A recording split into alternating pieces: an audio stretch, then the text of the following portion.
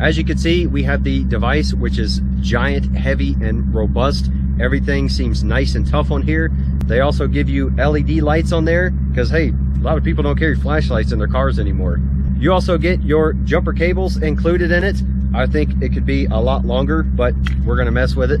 They give you instructions and they give you multiple ways to charge this thing. There is a 12-volt cigarette lighter input. You have a regular DC power cable, and you can also charge it via USB-C input, and you can use this as an external battery pack for other devices. They give you a USB output. Very cool. So lots of functionality in this thing. Let's see how it performs. First, we got to kill the battery in our wilderness off-road truck, and then we'll see how this thing performs. Let's get to it. Well, the lights appear to be off. I think we got a dead battery. It is hot. Nothing. Yep, totally dead. All right, Hulkman, showtime.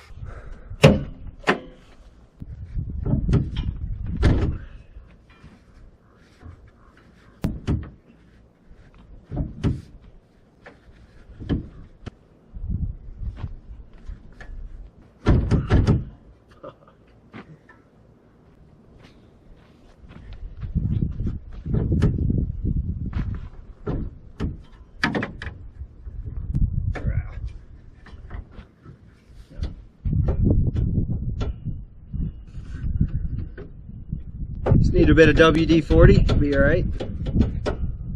So this thing is still at 100%. I find that interesting because I received this thing about 2 months ago.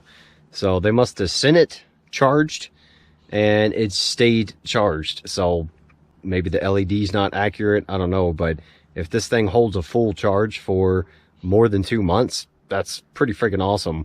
And that's exactly what you would need if you just throw the thing in your car for emergencies. So this thing can charge batteries. I'm going to put it on there and just see if we can get a charge and then start it. And I'll probably give it about 20 minutes. And then if not, we'll go ahead and jump it. Something to consider, this is a Ford F-250 Super Duty truck. So it's a Triton V10 engine. I'm not sure what the capacity is, but it's definitely over 5 liters. So because it's a little older, I'm gonna just assume it's about 5.0, maybe 5.5. Even though this thing can handle up to 8-liter engines and I think 6.5-liter diesel engines, it should be more than enough to start this and get it going. Don't you guys miss older American cars? This is a V10 and still look at all that room. You can basically do most of all the repairs you need to do on your own. Yeah, good stuff. So there's our battery. There's a cover on the plugs they give you.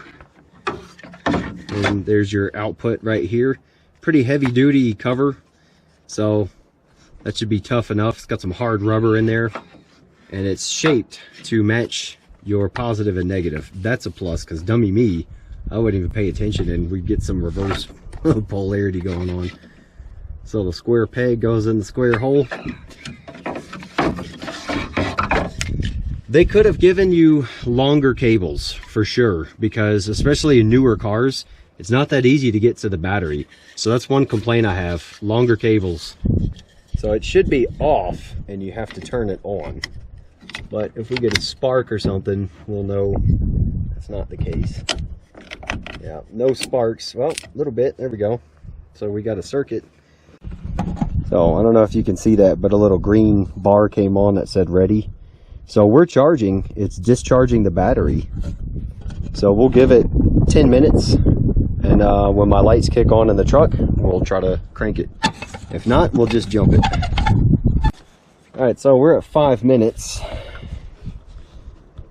And it's only gone down to 94%. So it actually started to jump down really fast when I plugged it in, but it's kind of stalled. So let's disconnect it and see if we got enough of a charge. It's a fairly new battery. So that might have been enough. All right, let's see. Oh, lights came back, so Nope, not enough. All right, so probably could have given it 10 minutes and it would have worked. So let's go ahead and jump it. Let's say we're impatient and we want to get the hell out of here. So let's do the jump. This button is the flashlight, and that's very handy because not a lot of people carry flashlights in their cars. So you hold it down for a little bit and then you can switch through the modes. So you can go brighter, flash, slow flash, red flash, and then that's it. This button is to turn it on, but I like how you just connect it and it turns on its own. That's kind of cool. It's not like an arc. It's extremely dry out here. We don't want any arcs. Be safe.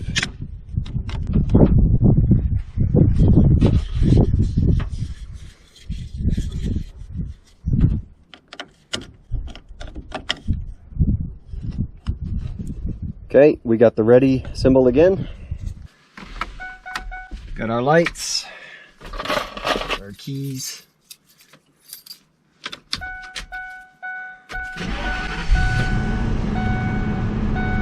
There we go.